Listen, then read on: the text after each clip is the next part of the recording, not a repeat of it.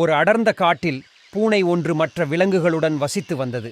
அதனுடைய நண்பர்கள் ஒரு மான், முயல், அணில், வாத்து. ஒரு நாள் மதியம் தலைவர் பூனையின் வருத்தத்தைக் கண்டு பூனையிடம் எப்படி கேட்பது என தயங்கினர். ஓ ஹெடியன், இவ்வளவு கவலையாக இருக்கிறீர்கள்? நீ எப்படிடா கண்டுபிடித்த? முகத்தை வைத்து மனதை படித்துவிட முடியுமா உன்னால? கில்லாடிடா நீ. உங்கள் முகத்தை பார்த்தாலே உங்கள் கவலை எனக்கு தெரிகிறது. காட்டில் மற்ற விலங்குகளை பார்க்கும் பொழுது நான் அவர்களை விட தாழ்ந்தவனாக ஃபீல் பண்றேன். கடவுள் நம்மை மற்ற விலங்குகளான லாயன், எலஃபண்ட் போல ஏன் படைக்கவில்லை என கவலையாக உள்ளது. இறைவனின் படைப்பில் குறை காண வேண்டாம். மறைக்காமல் உண்மையை சொல்லுங்கள். சொல்லுகிறேன், கேள். என்னால் சிங்கமாகவோ யானையாகவோ மாற சாத்தியமில்லை.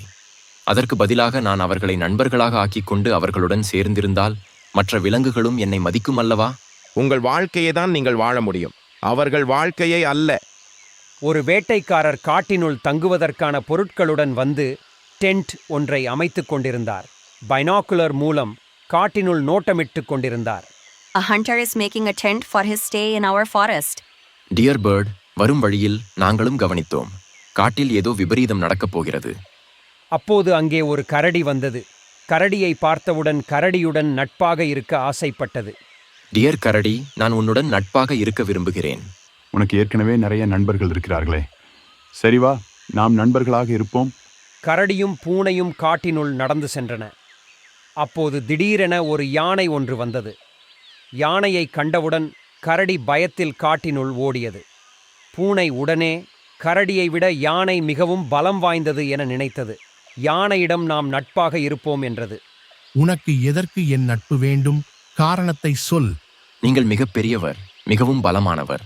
இதுதான் காரணம், வேறொன்றும் இல்லை. இதை கேட்டு மகிழ்ந்த யானை கர்வத்துடன் பூனையின் நட்பை ஏற்றுக்கொண்டது.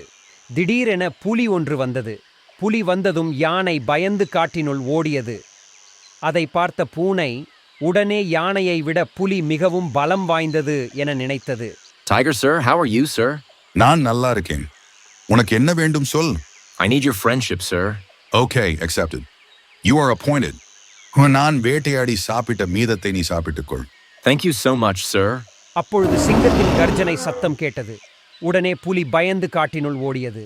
உடனே பூனை புலியை விட சிங்கம் மிகவும் பலம் வாய்ந்தது என நினைத்தது. Hello, if you like it, please subscribe. புதிய கதைகள் உங்களை வந்தடைய பெல் பட்டனை அழுத்துங்கள். Thanks for your subscription, likes, comments, and share. Thank you for watching Surya eHub.